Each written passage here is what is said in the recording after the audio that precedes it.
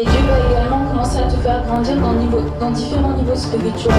On va dire que tu dois toujours être bouillant pour Dieu, parce que il y a une chose que le diable attendra toujours, c'est que tu te refroidisses. Dans cette alliance avec Dieu, de toujours rechercher sa présence, rappeler le sacrifice de Jésus à la croix, parce qu'il n'est pas mort pour rien. Pour tout peuple, pour toute personne, de tout âge, de toute nation, de toute tribu.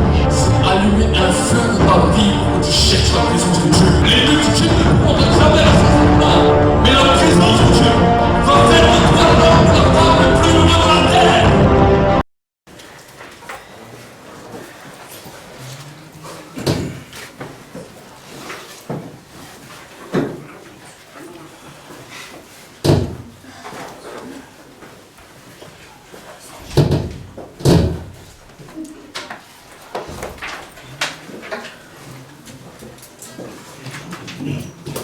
Amen. Il y a juste nos sœurs qui vont nous faire un chant. Amen.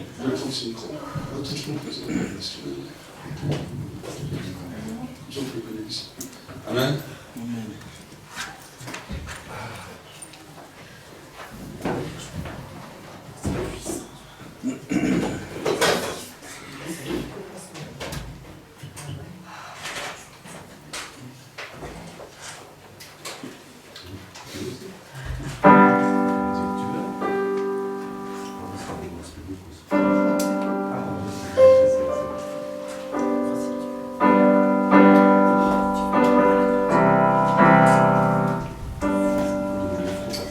Oh, happy day. Oh, happy day. When Jesus walked. Oh, when he walked.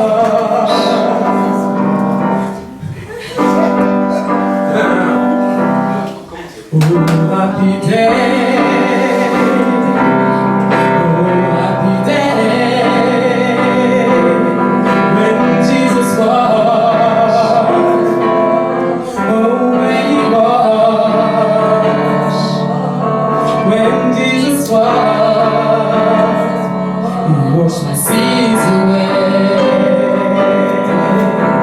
Happy day, happy day, oh happy day, oh happy day, when Jesus was, oh when he was, oh when he was, when Jesus was,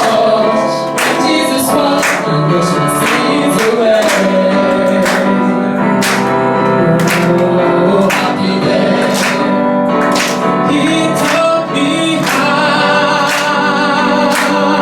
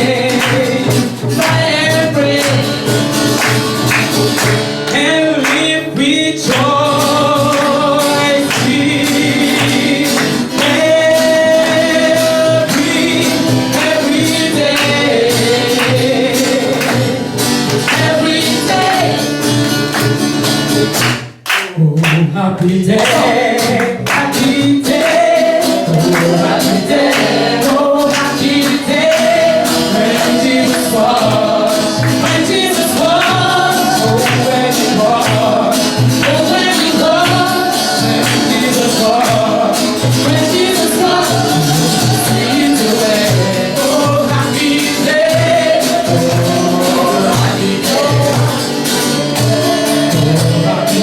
happy day.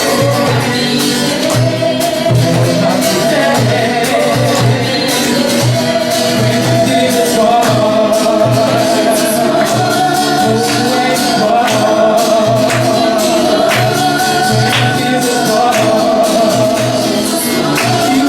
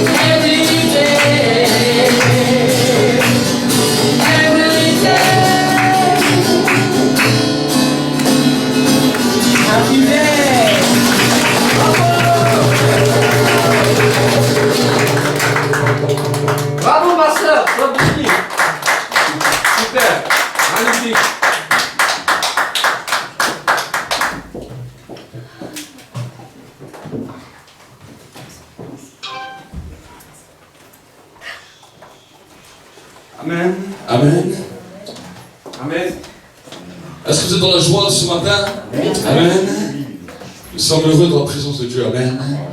La Bible nous dit qu'il n'y a pas de plus beau endroit que dans la présence de Dieu. Nous voulons vraiment vous saluer tous et vous souhaiter la bienvenue dans le beau nom de Jésus-Christ. Et avant que nous puissions aller au temps de la parole, nous allons ouvrir notre Bible dans le livre de Malachie et nous allons voir ensemble ce que la Bible nous dit dans le livre de Malachie. Malachie.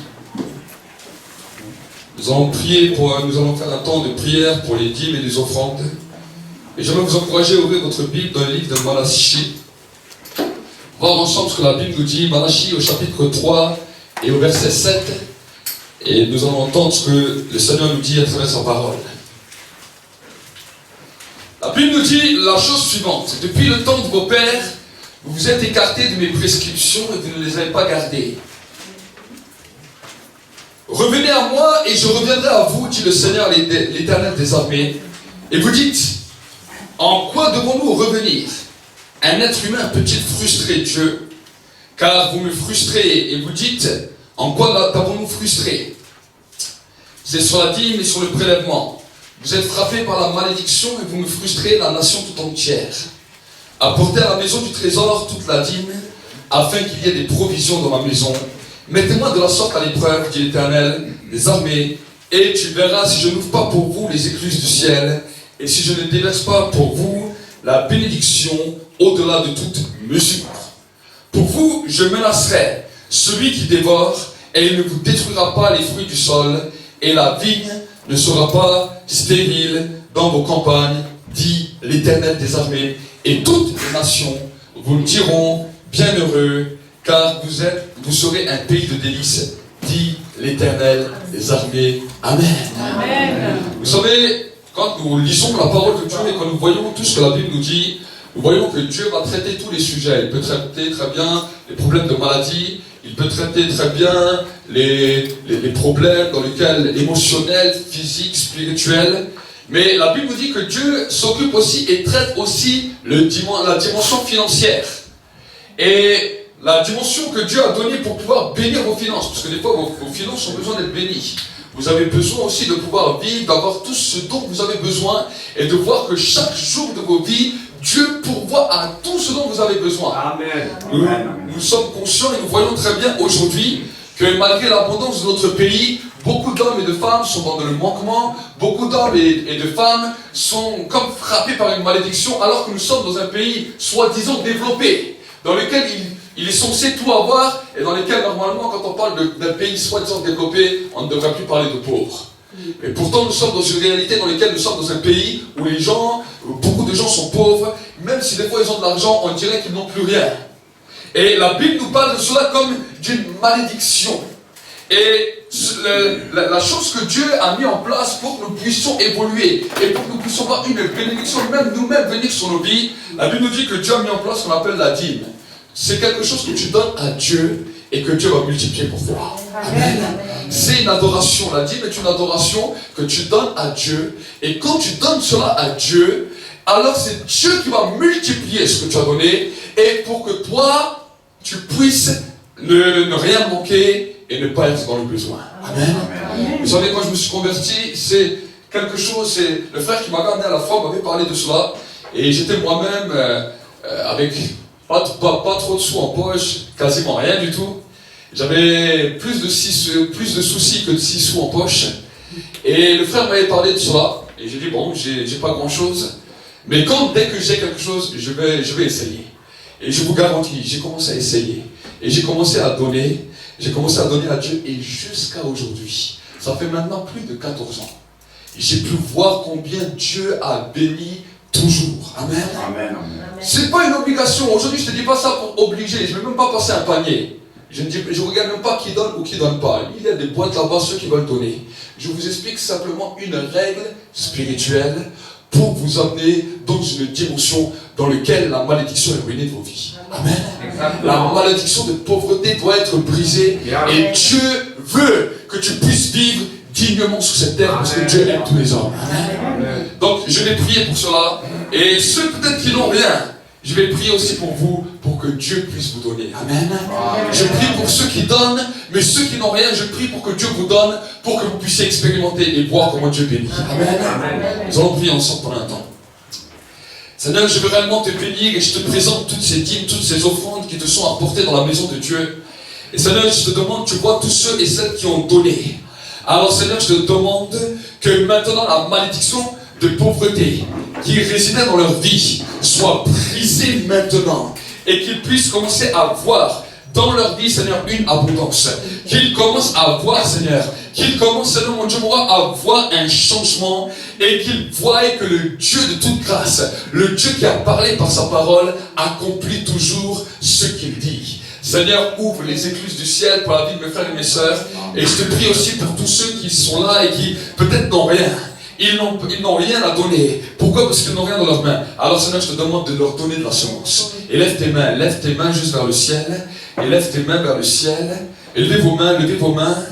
Et tu dis avec moi, Seigneur, je reçois la bénédiction et la semence qui va faire fructifier ma vie et qui va briser la puissance de la malédiction. À partir de maintenant, je déclare le temps du changement. Et je déclare maintenant que je vais voir les écluses du ciel ouvertes sur ma vie. Dans le nom de Jésus-Christ. Dans le nom de Jésus-Christ. Dans le nom de Jésus-Christ. Amen. Acclame pour le Seigneur. Acclame pour le Seigneur. Amen. Je suis un petit peu là dans tout un bric-à-brac là. Amen. Merci mon frère. Nous voulons vraiment bénir Dieu pour ces 10 jours de jeûne que nous avons vécu ensemble. Amen. Nous voulons remercier tout particulièrement, premièrement, la personne du Saint-Esprit qui est avec nous pendant ces 10 jours. Amen. Vous savez, 10 jours c'est fatigant, c'est pas... Souvent les gens pensent que c'est pas fatigant. C'est fatigant, parce que tous les jours nos réunions sont ici, peu importe si on travaillait la journée ou quoi, tous les soirs nous étions ici à prier Dieu, à chercher sa face. Et nous voulons remercier vraiment la personne du Saint-Esprit qui était fortement avec nous, qu'on puisse acclamer la personne du Saint-Esprit. Elle était avec nous et on a reçu beaucoup de bénédictions et nous allons voir encore les bénédictions découler. Amen. Parce que quand on fait un temps de jeûne, on reçoit beaucoup de choses. Et après le temps de jeûne, dès qu'on sort du temps de jeûne, on va voir tout ce que Dieu a prévu pour nous. Amen. Et vous allez être bénis au nom de Jésus. Amen. Non, vous n'allez pas être bénis. Vous êtes bénis au nom de Jésus. Amen. Je déclare que vous êtes bénis ce matin au nom de Jésus. Amen. Et nous voulons vraiment bénir Dieu parce que pendant ce temps, alors que les choses avaient déjà un peu commencé, mais pendant ce temps, il y a des choses qui se sont officialisées et dans l'église, il y a eu un nouveau ministère qui s'est créé. En plus de l'église, il y a eu un nouveau ministère, un ministère de louange, amen, dans lequel on va commencer à travailler vraiment avec la chorale qu'on commence à faire. Et Dieu a commencé à faire des choses extraordinaires pendant ce temps de jeûne et de prière dans lesquels des louanges spontanées sortaient pratiquement tous les jours. Amen. On aurait pu faire un CD pratiquement tous les jours tellement que Dieu commence à bénir. Amen. Amen. Donc nous voulons vraiment bénir Dieu pour tout ce que Dieu va faire et nous croyons que que le Saint-Esprit va apporter quelque chose de nouveau à travers la louange. Amen. Amen. Nous allons vivre quelque chose de nouveau. C'est pas que j'aime pas les anciens chants, mais nous allons faire une louange qui ressemble à l'église. Amen. Amen. Une louange qui ressemble à l'église qui va détonner. Nous allons entendre vraiment une mélodie glorieuse. Le Saint-Esprit a commencé déjà à nous mettre un avant-goût et je crois que Dieu va se glorifier, se manifester. Amen. Amen. Amen. Et nous voulons vraiment bénir Dieu pour cela. Amen. Alors avant de rentrer dans le vif du sujet, vu qu'on continue, on parle de bénédiction, j'aimerais partager avec vous 7 genres de bénédictions que vous devez accomplir, que vous devez avoir sur vos vies pour arriver à la destination parfaite de Dieu dans vos vies. Amen. Si vous avez juste un papier, un stylo, juste notez vraiment ces choses. Nous avons vu déjà hier et avant-hier, le Saint-Esprit nous a interpellés sur une des bénédictions qu'on appelle la bénédiction de Siméon. Et nous avons vu que dans la Bible que Siméon était un homme qui était dans le temple, mais qu'à un moment donné, il a conclu une alliance avec Dieu. Et l'alliance qu'il a conclue avec Dieu, c'est que Dieu lui a dit, tu ne quitteras pas cette terre avant d'avoir vu Et avant d'avoir vu les choses que je t'ai dit, alors tu ne pourras pas quitter cette terre avant. Amen. Vous savez, il y a des gens qui meurent prématurés. Nous voyons tous les jours des gens qui avaient des projets. Nous voyons des gens qui avaient des grandes intelligences, des grandes qualités. Pourtant, ils sont où? Leur vie s'est arrêtée subitement. Ils n'ont jamais réussi à arriver au sommet de leur projet. Ils ne sont jamais arrivés à la destination finale de ce que la vie leur réservait. Ils sont morts avant. La mort prématurée est venue. Mais la Bible nous dit que quand Siméon était là dans le temple, la bénédiction qui venait de la part de Dieu l'a épargné de toute mort prématurée. Et la Bible nous dit, alors qu'il était un vieux, alors qu'il résidait encore dans le temple, qu'il attendait de voir les promesses s'accomplir, voici que Jésus venait de naître. Une des promesses que Dieu lui avait données, il lui a dit, tu ne quitteras pas cette terre avant d'avoir vu le Messie. C'était une promesse qu'il lui avait faite. Et la Bible nous dit que Siméon était là. Il a vu ses amis partir. Certains de ses amis sont morts. Certains de ses amis ont quitté cette terre. Et lui-même, il était toujours là.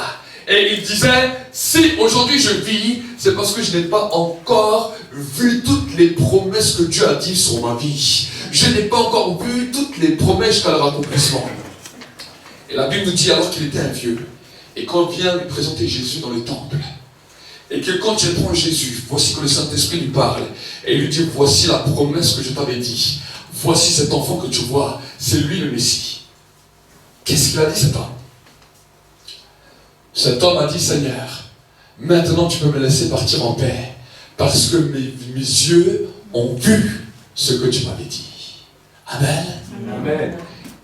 Le désir de mon cœur, c'est que chacun d'entre vous, le jour où vous quittez cette terre, vous puissiez dire, Seigneur, maintenant tu peux me laisser rentrer à la maison parce que j'ai vu tout ce que tu as dit sur moi. Amen. Amen. Amen. Ne te laisse pas avoir par une mort prématurée. Ne dis pas des paroles mauvaises contre toi. Vous savez, il y a des gens qui disent, ah, moi j'aimerais plutôt mourir.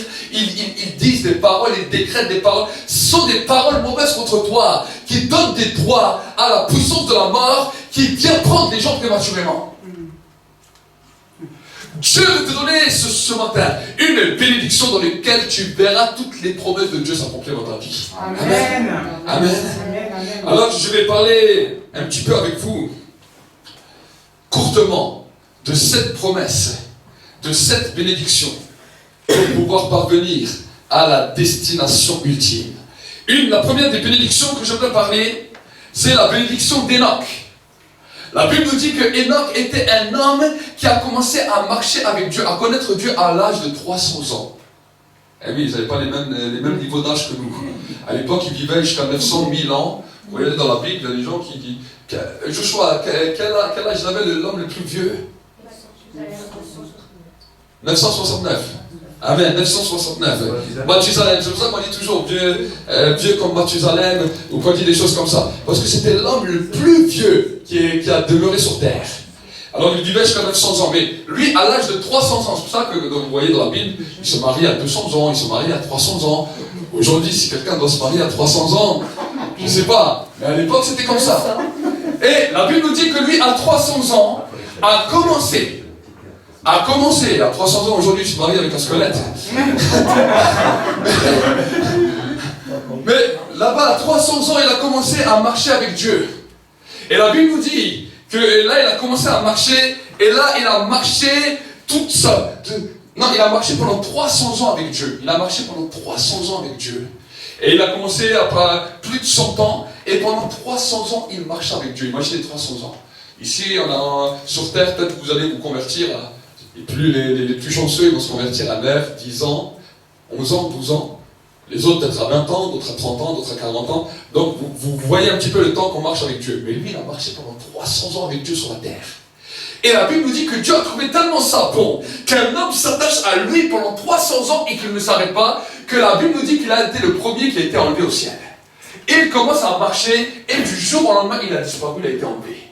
Et la Bible nous dit que Jésus, quand il reviendra, il viendra pour reprendre l'Église. Qui c'est l'Église? Ce sont tous ceux et celles qui ont décidé d'accepter de marcher avec Jésus, d'accepter Jésus dans leur cœur et d'être prêts quand il revient pour son retour. Amen. Et c'est pour cela que j'aimerais vous parler de la première bénédiction, la bénédiction d'Enoch, pour que quand Jésus revient sur terre, tu puisses partir avec lui. Amen. Amen. Qu'il y ait une alliance scellée ce matin sur ta vie, pour que si Jésus revient demain, si Jésus revient après-demain, tu puisses partir, parce que la bénédiction d'Enoch t'accompagnera. Amen. La bénédiction de cet homme qu'on appelle Enoch va commencer à t'accompagner. Et la bénédiction d'Enoch va commencer à resplendir sur toi. Amen. Amen. Première des bénédictions. Après, on va prier pour ces 7 bénédictions. Amen. Moi, je vous explique. Et après, on va faire un court temps de prière pour clôturer ce temps de jeûne, pour clôturer ce temps de prière. Et quand les bénédictions seront libérées, nous allons partager ensemble la Sainte Seine. Amen. Alors, voici maintenant, nous allons passer à la deuxième. Celle qu'on appelle la bénédiction d'Abraham. C'est une bénédiction qui est connue jusqu'à aujourd'hui. Nous voyons le peuple juif aujourd'hui, souvent les gens se posent des questions, mais comment la nation d'Israël, comment le peuple juif, ils tiennent les finances, ils tiennent le monde. Beaucoup de gens se posent des questions. Comment se fait-il qu'ils arrivent à tout gérer? C'est parce qu'il y a une bénédiction qui est derrière, et cette bénédiction on l'appelle la bénédiction d'Abraham.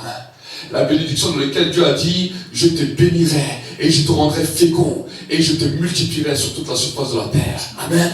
Amen. Et la bénédiction d'Abraham, c'est pour toi et c'est pour les autres. Amen.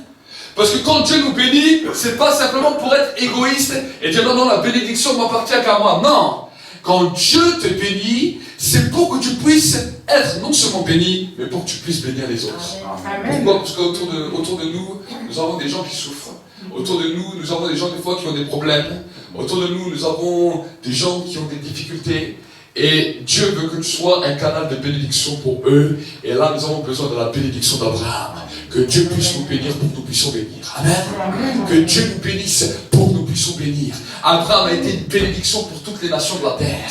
Abraham de son temps a été une bénédiction. Parce que de tout temps, la Bible nous dit que quand il allait quelque part, la puissance de sa prière avait un impact même jusqu'à Pharaon. Pharaon même a dû demander sa prière. Parce qu'à un moment donné, toute sa maison était frappée de stérilité. C'est Abraham qui a dû opérer un service de guérison et de miracle dans lequel maintenant toute la maison d'Abraham a commencé à trouver la guérison et à trouver le bonheur. Amen. Amen. C'est ce qu'on appelle la bénédiction d'Abraham. Troisième sorte de bénédiction, c'est la bénédiction de Joseph. La bénédiction de Joseph est une bénédiction extraordinaire. Parce qu'elle communique à chaque être humain la sagesse et l'intelligence. Ne dis pas que tu ne sais pas. Ne dis pas que tu ne peux pas. Ne dis pas que tu n'as pas la capacité. Parce que la bénédiction de Joseph va permettre de te rendre capable à faire les choses que tu ne croyais pas possibles dans ta vie. Amen. Ça te donne la sagesse et l'intelligence, que ce soit pour les études, que ce soit pour le travail, que ce soit aussi pour pouvoir parler à des grands de ce monde. Que ce soit à un petit niveau, des maires, des sénateurs, des ministres, ça peut aller jusqu'à des présidents. La bénédiction de Joseph est extraordinaire. Et la Bible nous dit que la bénédiction de Joseph était telle qu'à un moment donné, tout ce qu'il touchait commençait à être béni. Il s'est retrouvé en tant qu'esclave, il s'est trouvé en prison, il s'est trouvé dans des situations difficiles, mais la bénédiction qui reposait sur sa vie était tellement importante que tout ce qu'il touchait commençait à prospérer. Même la prison n'a pas pu le retenir, parce que même en prison, il continuait à prospérer. Amen. Amen. C'est la bénédiction de Joseph qui va te communiquer la sagesse et l'intelligence pour pouvoir t'élever. Amen. Amen. Ensuite, nous avons une quatrième bénédiction. C'est la bénédiction de David. La Bible nous dit que David a été appelé l'homme selon le cœur de Dieu, parce que c'était un grand adorateur. Il aimait Dieu, il adorait Dieu, il célébrait Dieu, et son cœur tout entier était là, ses tripes tout entières étaient là. Alors c'est vrai, peut-être la première fois qu'on rentre, peut-être même dans ce lieu, et qu'on peut voir les gens qui peuvent danser, qui peuvent crier, qui peuvent élever les voix, qui peuvent taper les mains, même pendant la prédication, qui crient, qui disent amen et tout, on peut être choqué. On dit, mais comment ça se fait? On ne voit pas ça partout. Ça ne se passe pas partout. Est-ce que vous voyez ça en magasin? Est-ce que vous voyez, vous rentrez dans les magasins, vous voyez les gens tous danser, tous taper les mains? Non! Même en discothèque, vous ne voyez pas ça. Vous arrivez en discothèque pendant les premières heures, ils se regardent tous, ils attendent que l'alcool monte. Quand l'alcool commence à monter, là ça fait des dégâts. Mais après c'est terrible, parce que le lendemain ça vous donne migraine et ça vous donne mal à la tête.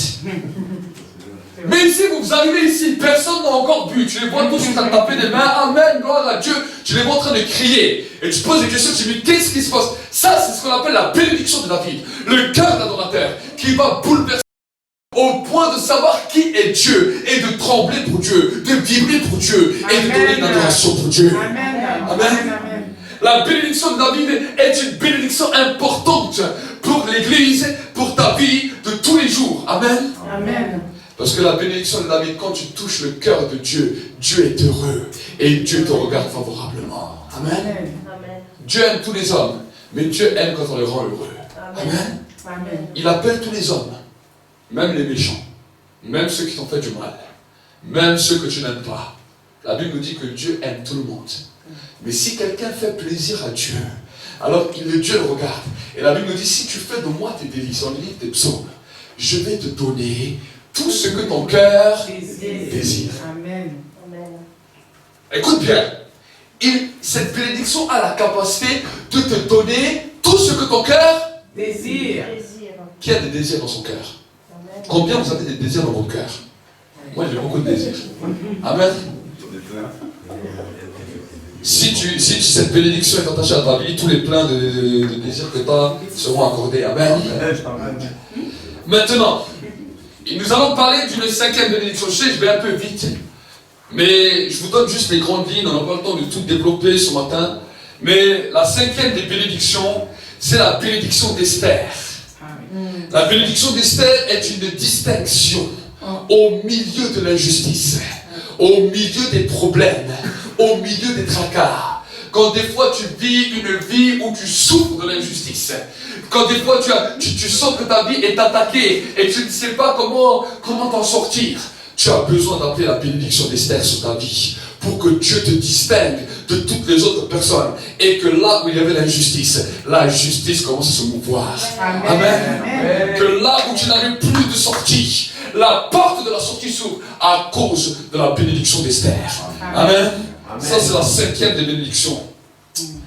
La sixième des bénédictions est une bénédiction aussi importante parce que ça va donner toutes les directions de ta vie. C'est la bénédiction de Daniel.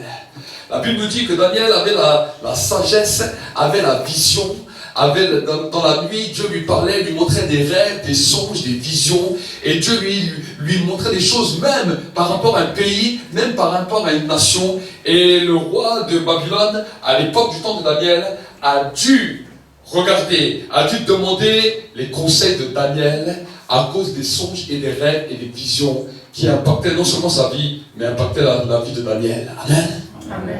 La bénédiction de Daniel est quelque chose de glorieux, parce que des fois dans la vie, on ne sait pas toujours où on doit aller, on ne sait pas toujours ce qu'on doit faire, on ne sait pas toujours quelle bonne décision prendre. Ça vous arrive à tous. Arrivé à l'école, quand vous arrivez en troisième, on vous dit maintenant il faut choisir un métier. Il faut choisir un métier. Tu es là, conseillère d'orientation qui est devant toi, qu'est-ce que je vais choisir? Moi je m'en souviens quand j'étais là-bas, elle me demande qu'est-ce qu'on voulait faire plus tard. Je ne sais pas moi qu'est-ce que je vais faire. Hein, nous sommes là tous, nous sommes enfants, nous essayons de comprendre et nous ne savons pas. Et mon fils maintenant il est en pleine période Manassé, et lui-même aussi, ben lui, il a déjà des directions claires, précises, il sait déjà ce qu'il veut. Il m'étonne des fois, parce que moi à son âge, je ne savais pas toujours ce que je voulais faire plus tard, mais lui il sait déjà, il dit moi je veux faire ça, je veux faire ça, je veux faire ça. Amen. Mais la bénédiction de Daniel, dans les cas comme ça, va te montrer ce que tu dois faire. Amen. Après peut-être dans la vie, dans ta vie de tous les jours, dans ta vie du travail, un jour peut-être quand tu vas peut-être te marier ou avoir telle décision à prendre ou quoi, tu as besoin de cette bénédiction, la bénédiction de Daniel qui va révéler les songes, les visions et qui va te dessiner les choses pour demain. Amen. Cette bénédiction est importante. Amen. Et nous avons la dernière bénédiction que j'ai parlé en tout début et que nous avons parlé déjà hier et avant-hier, c'est la bénédiction de Siméon. Pour que tu puisses arriver jusqu'à la fin à voir toutes les choses que Dieu a déclarées sur toi. Amen. Est-ce que ça vous plaît, c'est cette bénédiction? Amen. Amen. C'est ça qui va vous aider à avancer dans la vie. C'est chacune des bénédictions a son but, a son rôle. Est-ce que vous voulez ces bénédictions? Est-ce que vous voulez être impacté de cela? Amen. Alors si vous voulez être impacté, nous allons prier pour ça. Amen. Nous allons faire une prière ensemble dans lequel on va décréter. Vous savez, la parole décrète, la parole libère. La Bible nous dit tout ce que tu libères sur la terre sera libéré dans le ciel. Tout ce que tu dis, tout ce que tu déclares, tout ce que tu confesses. Et des fois, nous confessons tellement de mauvaises choses. C'est vrai, c'est pas vrai. Combien de fois tu dis, je n'y arriverai pas, et je suis un nul, et je suis pas bon, et des fois, il y a certains mots que je ne dirais pas ici. Mais il y a des gens qui s'insultent. Il y a des gens qui se disent du mal. Il y a des gens qui parlent du mal de toute façon, moi je réussirai jamais. Vous scellez des paroles terribles sur vos vies. Que ce matin, ces paroles soient brisées et qu'une nouvelle bénédiction soit sur toi. Amen. Que ces paroles que d'autres peut-être ont dit sur toi, peut-être des fois ce sont tes parents, des fois ce sont peut-être tes proches, des fois ce sont peut-être des gens de ton entourage qui ont déclaré des choses sur toi. N'accepte pas de toutes ces paroles. N'accepte pas que ces paroles conduisent ta vie. N'accepte pas que ces paroles te détruisent, mais accepte ce matin que la parole du bon Père, du bon berger, celui qui est dans le ciel, soit libéré sur ta vie et que ta vie totalement change. Amen. Ta vie a changé. Donc nous allons prier pour cela. Nous allons prier pour cela et ensuite nous allons célébrer la Sainte Seine. Nous allons célébrer la Sainte Seine. Nous allons la poser ici. Et que tous ceux après qui veulent participer à la Sainte Seine, vous aurez peut-être la possibilité. Bon, on est un petit peu nombreux. Alors plutôt on va le faire passer dans les rangs. Amen. On va le faire passer dans les rangs. Il y aura peut-être Joshua qui pourra passer la Sainte Seine dans les rangs. Mais pendant ce temps, nous allons déclarer la bénédiction. Fermons nos yeux pour un instant. Fermons nos yeux pour un instant.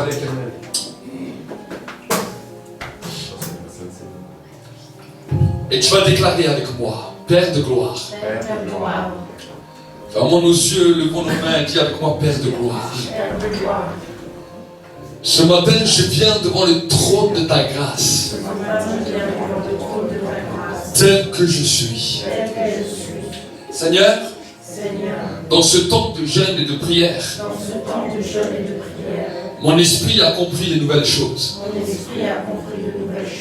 J'ai vu que sans ta bénédiction, je ne peux pas avancer. À travers la lumière de ta parole, j'ai pu voir que beaucoup d'hommes et de femmes ont été impactés. Et que chacune des bénédictions a porté leur nom. Alors Seigneur, je viens me présenter devant toi. Et je vais te demander encore ce matin. Commence à libérer maintenant sur ma vie la bénédiction. La bénédiction d'Enoch. La bénédiction d'Enoch. Afin que je puisse être prêt. Afin que je puisse être prêt. Le jour où Jésus revient sur terre. Ne permets pas au péché de détruire ma vie. Seigneur, le péché a des fois détruit ma vie. Et le péché m'a empêché d'avancer avec toi. Je veux divorcer je vais apprendre à divorcer avec toutes sortes d'addictions. Et que maintenant la bénédiction d'Enoch repose sur ma vie. Que je sois prêt à partir de maintenant. Et pour que quand toi tu reviennes, je parle avec toi dans les nuées. Dans le nom de Jésus-Christ. Seigneur, je vois combien de personnes souffrent autour de moi. Et j'ai besoin aussi de la bénédiction d'Abraham. Pour non seulement avoir une bénédiction pour ma propre vie, mais pour être un canal de bénédiction pour les autres autour de moi. Seigneur, je scelle ces paroles sur ma vie maintenant. Que la bénédiction d'Abraham, d'Isaac et de Jacob descend maintenant sur ma vie et impacte ma vie. La bénédiction des patriarches, qu'elle soit libérée à partir de maintenant. Dans le nom de Jésus. Seigneur, Je prie maintenant pour recevoir la bénédiction de Joseph. Je te demande pardon. Et je me demande pardon. Pour toutes les fois où je ne me suis pas cru capable. Où je me suis dénigré. Où j'ai dit que je n'y arriverais pas. Seigneur, ce n'est ni par ma force, ni par mon intelligence, mais c'est par ton esprit que la sagesse et l'intelligence vont commencer à décoller.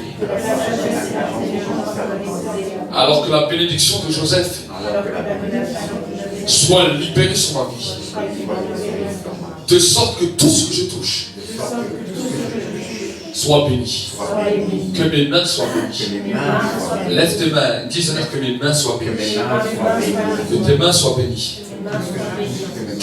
Tu ne seras plus une personne de malheur. Je serai une personne qui apportera la paix et la joie là où j'irai. Parce que tout ce que je vais toucher va être béni. Tout ce que je vais toucher va commencer à prospérer pour la gloire de Dieu le Père. Tu vas mettre ta main sur ton cœur et tu dis Seigneur, change mon cœur. J'ai besoin d'être un adorateur. Que la bénédiction de David remplisse ma vie. Que la bénédiction de David impacte ma vie. Change mon cœur, Seigneur.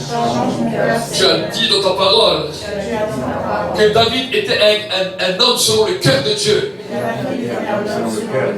Fais que je devienne ce matin un homme au cœur de Dieu. Si tu es une femme, tu dis une femme au cœur de Dieu. Un homme au cœur de Dieu. Avec un cœur qui aime adorer.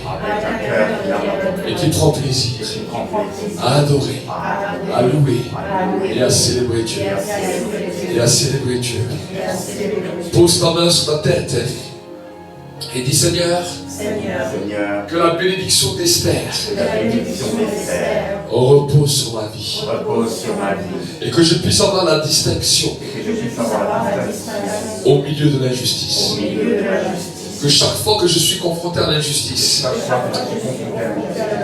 la bénédiction d'Esther commence à resplendir sur ma vie. Que l'injustice soit triomphée par la justice. À cause de la bénédiction d'Esther. Je reçois la bénédiction d'Esther. Je ne serai plus à la queue, mais je serai à la tête.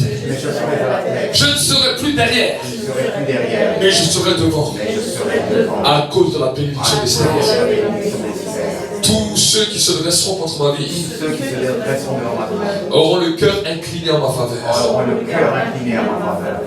À cause de la bénédiction d'Esther. Dans le nom de Jésus. Dans le nom de Jésus. Seigneur, que maintenant la bénédiction de Daniel descende sur moi, sur mes nuits, à travers des visions, à travers des songes, à travers des rêves. Comment est-ce que je pourrais diriger comme il faut ma vie si je n'ai pas des visions, si je n'ai pas de direction? Tu as dit dans ta parole, faute de vision, mon peuple périt. Alors accorde-moi les visions, donne-moi les songes, et que la bénédiction de Daniel soit mon partage quand je dors. Que la bénédiction de Daniel soit mon partage quand je dors. Dans le nom de Jésus. Dans le nom de Jésus. Seigneur, je déclare maintenant la bénédiction de Simeon qui fait que je ne mourrai pas avant d'avoir vu tes promesses s'accomplir dans ma vie, avant d'avoir accompli mes rêves, avant d'être entré dans ma possession de toutes les choses que tu avais prévues pour moi. toutes ces choses que tu aurais prévues. Avant d'avoir vu le dernier Avant d'avoir vu le dernier, qui doit se convertir par moi. qui doit se convertir. Avant d'avoir vu Avant d'avoir vu tous les signes, les prodiges tous les signes et les prodiges que tu as prévus pour moi. que tu as prévus. Je te parle à toi la mort. Parle à toi, la mort. C'est fini avec moi. C'est fini avec moi. Tu n'as plus d'influence sur moi. Plus d'influence sur moi. Tu es venu pour détruire ma Tu vie. es venu pour détruire ma vie. Mais je déclare maintenant Je déclare maintenant que la vie commence à couler. que la vie commence à couler. Que la vie commence à couler. La vie commence à couler. Et que maintenant, Et que maintenant, toutes tes œuvres tes œuvres sont détruites. sont détruites. Sont détruites Sont maintenant. détruites maintenant. Sont détruites maintenant. Détruites maintenant. Je raquette maintenant Je raquette tout démon qui se levait contre ma vie. tout démon s'est levé contre moi. Tout ce que vous m'avez volé, Tout ce que vous m'avez volé, tu me le rends maintenant. tu le rends maintenant. Je viens vous raqueter. Je viens vous Et raqueter. je viens vous arrêter. Je viens vous arrêter. Dans le monde visible et invisible. Dans le monde visible et invisible. Je déclare maintenant Je déclare maintenant que j'entre maintenant dans la dimension de mes que promesses. j'entre dans la dimension de mes promesses. Et maintenant je déclare une 8e bénédiction. La semaine a 7 jours. Mais le 8e, le 8, nous allons aller au-delà, dans une dimension plus grande. La dimension de la bénédiction de Jésus-Christ. La bénédiction du Fils de Dieu qui est venu sur cette terre, qui a marché pendant 33 ans, qui est mort et qui est ressuscité, qui est venu souffrir sur cette terre pour nous donner tout l'héritage du ciel.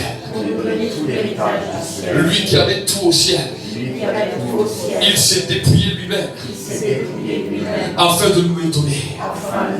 Alors que cette bénédiction soit libérée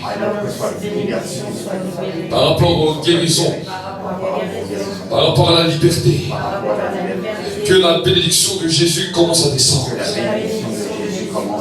La bénédiction que Jésus est le Saint-Esprit. Il a dit, je prierai le Père qu'il vous enverra le consolateur pour être mes témoins en Jérusalem, en Judée, en Samarie et jusqu'aux extrémités de la terre. Je déclare ce matin que cette bénédiction m'impacte. Que cette bénédiction m'impacte. Que cette bénédiction me touche. Pour la gloire de Dieu le Père. Pour la gloire de Dieu le Père. Que quelqu'un dise Amen.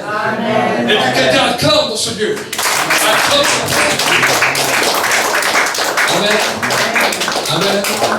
Je sens que dans votre vie, quelque chose de nouveau est en train de se produire. Amen. Vous n'avez pas toujours comment on appelle, la compréhension des paroles que nous disons. Vous savez, la parole de l'homme est très puissante. Et bien souvent, nous ne comprenons pas l'impact et l'importance des paroles. C'est pour cela que la Bible nous dit que Jésus, avant qu'il vienne sur terre, il était la parole lui-même faite chair. La Bible nous dira dans le livre de Jean, chapitre 1er, au commencement était la parole, et la parole était avec Dieu, et la parole était Dieu. Amen. Amen. Dieu n'a pas envoyé son oreille sur terre. Dieu n'a pas envoyé son œil sur terre. Dieu n'a pas envoyé son pied sur terre. Il n'a pas envoyé ses mains sur terre. Il a envoyé sa parole. Parce que tout a été fait par la parole de Dieu. C'est pour cela que dans le livre de la Genèse, au chapitre 1er, il nous dit, au commencement, Dieu créa le ciel et la terre. La terre était informe et vide, et il y avait des ténèbres sur la surface de l'abîme, mais l'Esprit de Dieu se mouvait au-dessus des eaux. Voici maintenant le temps était arrivé où Dieu commençait à créer quelque chose sur la terre. Est-ce que Dieu a pris ses mains pour créer? Non. Est-ce qu'il a pris son oreille pour créer? Non. Est-ce qu'il a pris ses pieds pour créer? Non. Mais la Bible me dit que Dieu dit que la lumière soit, et la lumière fut. Amen. Tout ce que Dieu crée, tout ce que Dieu fait, il le fait par sa parole. Et les scientifiques, ils ont cherché à comprendre. Eux, ce que la Bible disait ne les intéressait pas trop. Ils ont essayé de comprendre d'après les méthodes scientifiques. Et ils ont commencé à chercher. Et à un moment donné, ils sont arrivés à un résultat. Et ils ont vu qu'un feu est sorti de nulle part. Ils ont appelé ça le Big Bang. Et le feu a commencé à libérer toute une création. Et ils ont dit, c'est marrant, c'est un feu qui crée tout. Un feu qui libère tout. Dès que ce feu sort, les choses se créent. La Bible nous dit que Dieu a créé tout par sa parole. Et dans le livre de Jérémie, la Bible nous dit que la parole de Dieu est un feu dévorant. Donc ce que les scientifiques ont découvert, ils ont simplement vu avec leurs yeux à quoi ressemblait la parole de Dieu. Est-ce qu'il y a déjà vu à quoi ressemble une parole? Tu peux prendre un téléphone. Est-ce que la parole a une forme? Est-ce que quand je te parle, est-ce que ma parole a une forme? Non. Mais la parole, le son que produit la parole peut produire quelque chose sur ta vie. Des choses qui sont bonnes, des choses qui peuvent te faire pleurer, des choses qui peuvent t'alerter, des choses qui peuvent te donner de la joie. La parole est puissante. Amen. Voilà pourquoi quand un enfant il fait les bêtises, des fois simplement tu lui dis une parole, il se met à pleurer. Mais qu'est-ce que tu lui as fait? Tu lui as rien fait. Mais une parole a produit un effet de le mettre en pleurs. Est-ce que vous me suivez? Voilà pourquoi ce que tu viens de déclarer avant. Je t'explique ça pour que tu comprennes ce que tu as déclaré. Parce que des fois les gens disent, mais pourquoi il nous fait répéter ça? Il nous fait répéter ça. Ce que tu viens de dire, c'est un feu qui a été libéré de ta bouche et qui va retomber sur toi et qui va libérer une bénédiction puissante. Amen. Amen. Des fois peut-être quand vous étiez plus petit, en fonction du climat où vous avez vécu.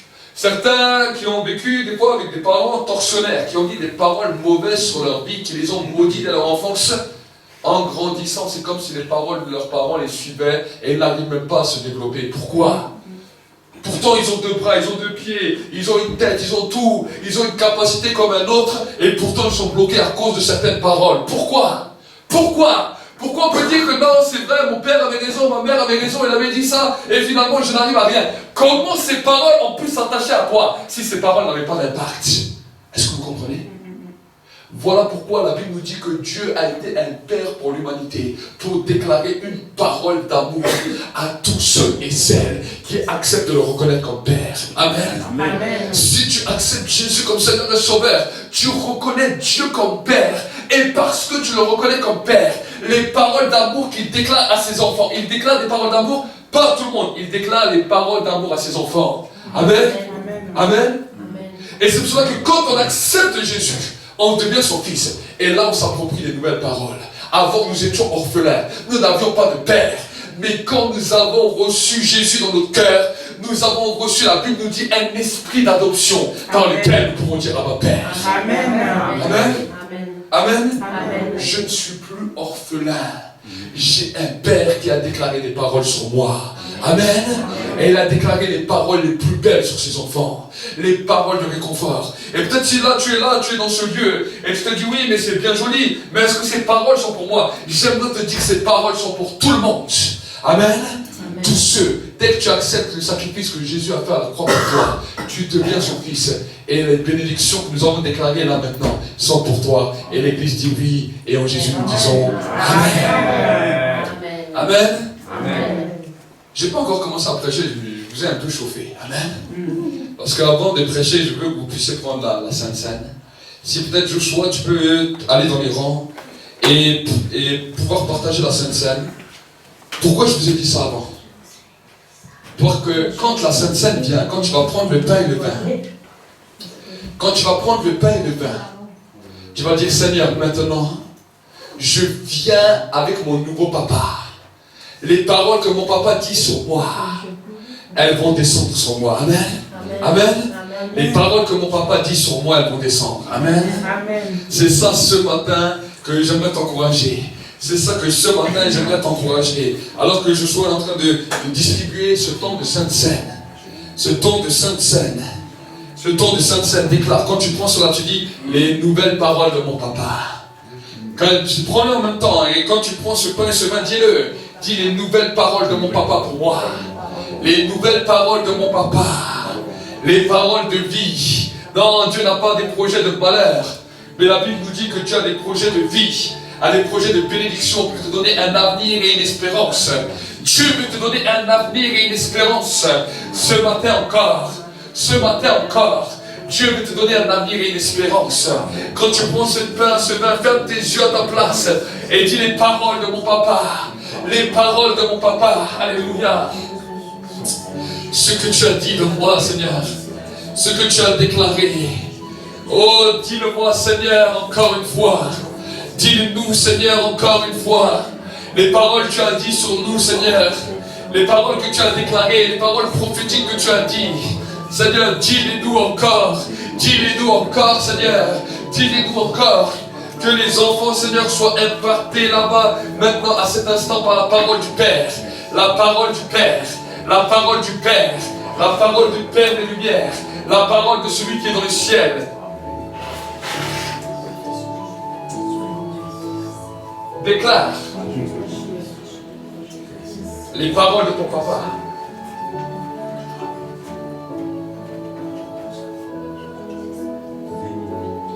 Déclare, continue à déclarer, n'aie pas peur, ferme les yeux, déclare. Parle à ton Père. Parle à ton Père ce matin.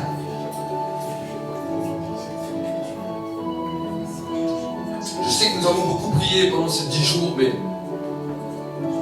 continue à déclarer. C'est le temps où les paroles du Père soient libérées sur ta vie. Le temps où les paroles du Père sont libérées pour toi. Le temps où les paroles du Papa sont libérées pour toi. Et si peut-être certains veulent élever leur voix dans l'église, en remerciant Dieu pour les paroles du Père, et que tu veux donner une prière, alors prie là où tu es à haute voix et que nous puissions dire Amen à ta prière. Si certains veulent élever leur voix pour remercier Dieu pour les paroles qu'il dit sur vous, pour les bénédictions qu'il déclare sur vous, prie là où tu es à ta place et nous allons dire Amen à ta prière.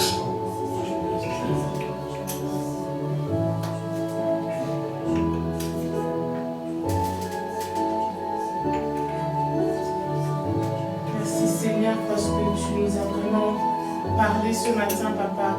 Merci parce que nous avons pu avoir des cœurs ouverts à toi, à ta présence et à ta parole. Vraiment, tu as déclaré des choses sur nos vies, Père éternel. Permets que nous puissions prendre tout cela avec foi et l'accepter pour nous, vraiment, Père éternel. Et ne pas dire non, que nous ne sommes pas dignes de toi, mais Père, accepter avec la foi et l'assurance que vraiment nous verrons ce que tu as déclaré sur nos vies au nom de Jésus, Père éternel. Je veux vraiment voir ce que tu as prévu pour ma vie. Je ne veux plus réfléchir par moi-même, Père éternel, mais je veux que ce soit toi qui dirige ma vie, Père. Merci pour tout ce que tu as déjà fait, ce que tu feras encore, Papa. Je laisse toute ma vie entre tes mains, Père éternel, je m'abandonne à toi et prends la pleine direction de toutes choses. Oh, gloire à toi, Seigneur. Amen. Amen.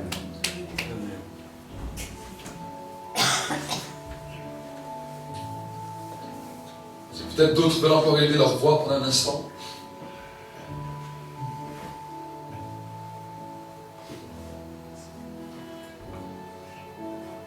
Merci Seigneur pour toutes les paroles et les promesses que tu as faites sur nos vies. Merci Seigneur que cette nouvelle période de notre vie qui est en train de s'ouvrir devant nous, où nous pouvons, Seigneur, croire en tes paroles, accepter toutes les promesses que tu as faites dans nos vies, les voir se réaliser, pouvoir marcher avec confiance, avec foi et avec espérance, en sachant que pas une de ces paroles que tu as prononcées sur nos vies ne sera abandonnée, ne sera délaissée. Lorsque nous quitterons ce monde, Seigneur, toute parole que tu as faite, tout projet et tout rêve que tu nous as donné dans nos cœurs, que ce soit révélé, que ce soit réalisé, Seigneur. Je te remercie, Seigneur, pour tout ce que tu m'as promis, pour tout ce que j'espère en toi, pour tout ce que je crois en toi. Je te remercie, Seigneur, parce qu'aujourd'hui, c'est le début d'un nouveau jour, d'une nouvelle saison dans ma vie. Et je te remercie, Seigneur, que je sois une bénédiction, que ce soit une bénédiction pour ma vie, et que ce soit une bénédiction pour les gens qui m'entourent, et pour tous les gens que tu as placés sur ma vie. Merci, Seigneur, dans le nom puissant de Jésus-Christ, je te loue et je te bénis. Amen. Amen. Merci Seigneur, avant tout pour ta grâce, pour mes frères de l'église, de frères de ce monde-là que tu as donné. On te remercie à toi, on se met devant toi. Et je veux te remercier parce que tu vois avec tes yeux tous les pauvres de ce monde. Et que tu vois avec ta main, tu mets partout dans ce monde-là, réveille le monde pour qu'il vienne avant toi. On te remercie, Seigneur, puisque tu ouvres les voies à chacun de nous, pour qu'on te cherche. Merci encore, parce que tu partages ta grâce avec nous tous. Amen. Amen. On te remercie dans le nom de Jésus-Christ. Amen. Amen. Merci Seigneur aussi pour cette parole qui est puissance et lumière dans nos vies, que vraiment tu nous accordes cette grâce. C'est vrai que nous puissions recevoir tes paroles jusqu'à l'accomplissement, que vraiment ta volonté s'accomplisse dans ma vie, dans celle de mes frères et sœurs, dans ceux et celles qui nous entourent. Merci que tes promesses aussi que tu as faites, toi et ta famille, vous serez sauvés. Merci pour mes enfants, Seigneur, pour toutes les promesses que tu leur as données et que vraiment je puisse les voir s'accomplir.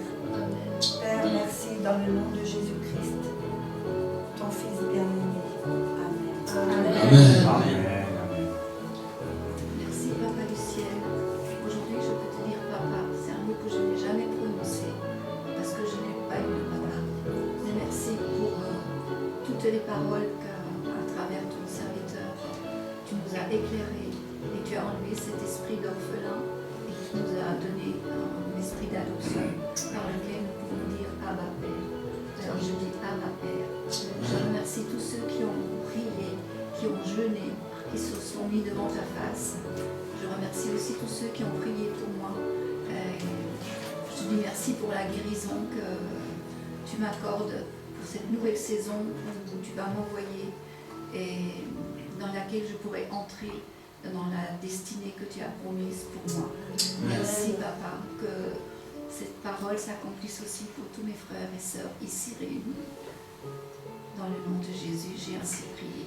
Amen. Amen. Seigneur, mon Dieu, mon roi, je te remercie d'avoir impacté ma vie, d'avoir béni, Seigneur, mes frères et sœurs ici présents, pour cette longue semaine, Seigneur, qu'on a prié pour toi, Seigneur, et que tu as été présent dans nos vies, Seigneur, que tu as rempli et restauré nos âmes, à chaque minute et chaque instant, Seigneur.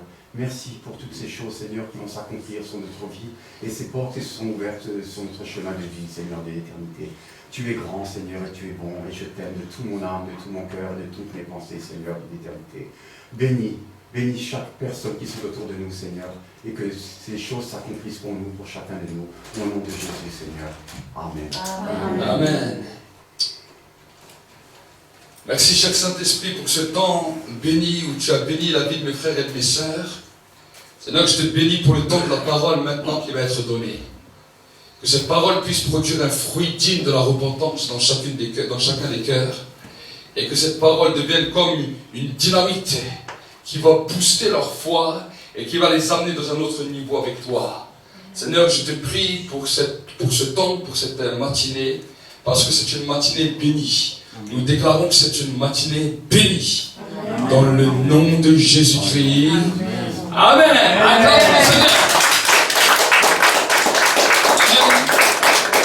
Alors maintenant, nous allons passer au pas de résistance. Amen. Est-ce que vous êtes prêts? Amen. Est-ce que vous êtes dans les starting blocks? On va partir ensemble. Amen. Amen. Donc alors quand je prêche, et j'aime souvent le dire à l'église, je travaille avec les anges qui sont là autour de moi. Et alors que je suis en train de prêcher, si la parole commence à faire effet sur ta vie, si tu sens que la parole commence à bousculer quelque chose en toi, n'aie pas peur de crier Amen. Ici, on ne va pas t'arrêter. Amen. N'aie pas peur de dire Amen, mais commence à élever ta voix fortement. Dis Amen. Crie Alléluia. Amen. Amen. Et quand tu commences à faire cela, quelque chose va se produire. Ça veut dire la parole que je suis en train de dire. L'ange va la prendre, va la mettre sur un plateau, et quand tu dis Amen, il va venir la porter là où tu es exactement, et il va l'accomplir. Amen. Amen. Nous sommes des êtres spirituels, et nous devons comprendre comprendre la pensée spirituelle pour grandir. Amen. Amen. La dimension spirituelle ne se réfléchit pas avec l'intelligence, ne se réfléchit pas avec la compréhension, parce que Dieu a dit dans la parole, vos pensées ne sont pas mes pensées et vos voix ne sont pas mes voix. Amen. Amen. Mais la dimension de l'esprit est quelque chose de spirituel, dans lequel Dieu prend une parole qu'il met dans un homme, cette parole devient du feu, et quand cette parole sort, celui qui la veut, il l'attrape. Et il dit Amen, ça veut dire qu'il en soit ainsi dans ma vie. Amen. Amen. Amen. Je crois que vous êtes encore un peu au ralenti. Hein? J'ai commis la première. Amen. Amen. Amen.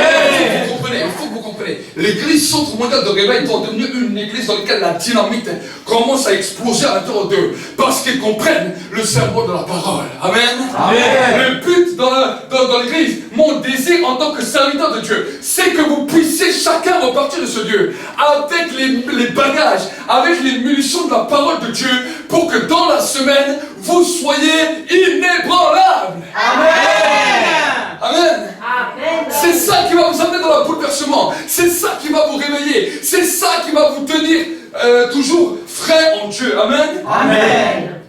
Et pour que nous puissions comprendre cela, nous allons ouvrir notre Bible dans le livre de Hébreux au chapitre 12 et nous allons voir ensemble ce que la Bible nous dit. Hébreux chapitre 12. Et nous allons commencer au verset 1er. Hébreux, le livre d'Hébreux. La Bible nous dit, nous sommes donc, j'attends juste un petit peu comment dire, Hébreux chapitre 12 au verset 1er. Regardez ce que la Bible nous dit. La Bible nous dit, nous sommes donc aussi, puisque nous sommes environnés d'une aussi grande nuée de témoins, rejetons tout fardeau et le péché qui nous enveloppe si facilement et courons avec persévérance l'épreuve qui nous est proposée. Amen. Amen. La Bible nous te dit que la dimension de la foi est une épreuve qui t'est proposée et l'apôtre Paul est en train de te dire que tu dois apprendre à courir dignement en rejetant le péché et en rejetant, regardez ce qu'il nous dit, en rejetant le péché qui nous enveloppe si facilement et en rejetant tout fardeau. Il y a des fardeaux que tu portes, mon frère, ma soeur. Des choses que tu portes dans ta vie qui t'accablent et qui te détruisent. Des choses dans lesquelles tu t'accuses à cause de certaines situations. Que ce soit des situations familiales, que ce soit des situations qui étaient autour de toi. Tu t'accuses et tu t'accuses. Et ce sont des fardeaux qui t'empêchent malheureusement de comprendre le mystère de Dieu dans ta vie et de pouvoir avancer là où Dieu veut t'amener. Amen. Amen. Alors l'apôtre Paul dit, rejette tout fardeau et commence à rejeter aussi le péché qui nous enveloppe si facilement. Aujourd'hui, on est dans un temps, dans une ère où le péché nous est distribué à toute portée. Allez sur Internet, allez sur la télévision, allez sur les radios. Mais des fois, je suis étonné. On ne peut même plus regarder un simple film normal sans qu'il y a soit des cochonneries, soit toutes sortes de choses. Nous sommes étonnés. Il y a 100 ans, c'était plus facile peut-être de donner un message comme ça, parce qu'il n'y avait pas toutes ces choses qui existaient. Mais maintenant, partout où vous allez, vous rentrez dans un magasin, vous voyez limite une personne qui est toute nue. Ouais, c'est vrai. Nous sommes arrivés dans une dimension qui vient toujours pervertir nos pensées, pervertir nos raisonnements. Et l'apôtre Paul nous dit, rejetons donc le péché qui nous enveloppe si facilement.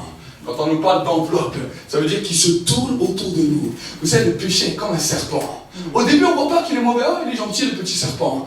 Ah, il est gentil. Il y a des gens comme ça. Vous avez entendu, je ne sais pas si vous avez entendu aux informations, une dame, elle avait un grand vivarium chez elle, avec toutes sortes de reptiles. Elle vivait avec les serpents. Mais curieusement, le serpent l'a étouffé, il l'a mangé. Il y a certaines espèces qui ne peuvent pas cohabiter ensemble. Un homme ne peut pas cohabiter longtemps avec un serpent parce que tôt ou tard l'un mangera l'autre.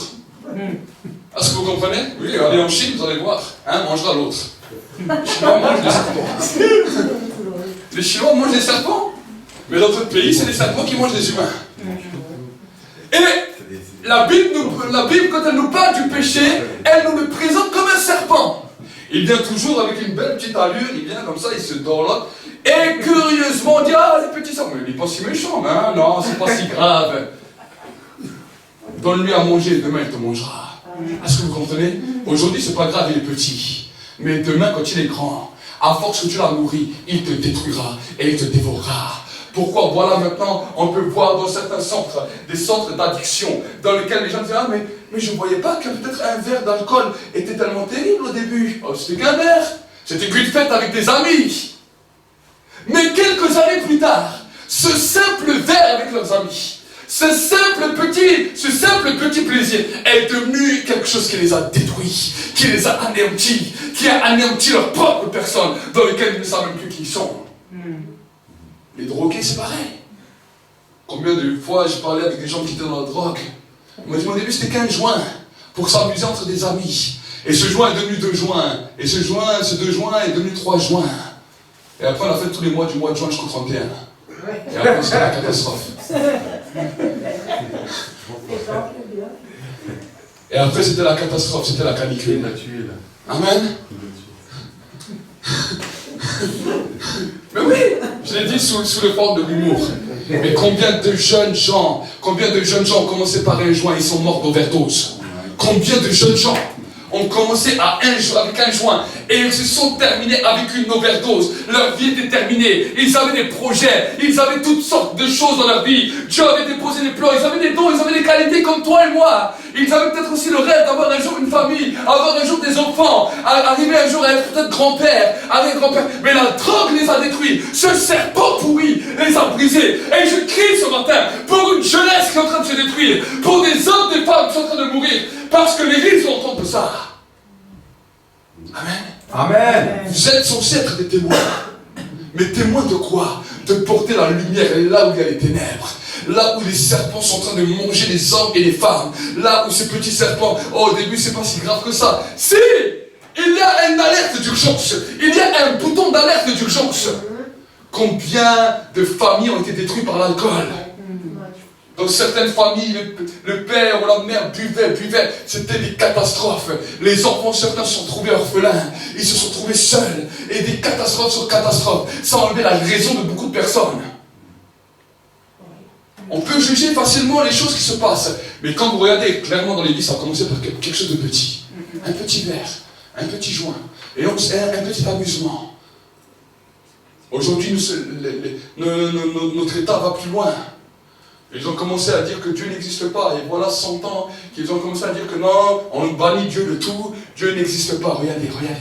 Regardez le nombre de dépressifs. Regardez le nombre de personnes qui sont en train de souffrir. Nous sommes au 21e siècle. Mais regardez ce qui se passe. On a voulu bannir Dieu d'une nation. Et la nation est en train de souffrir.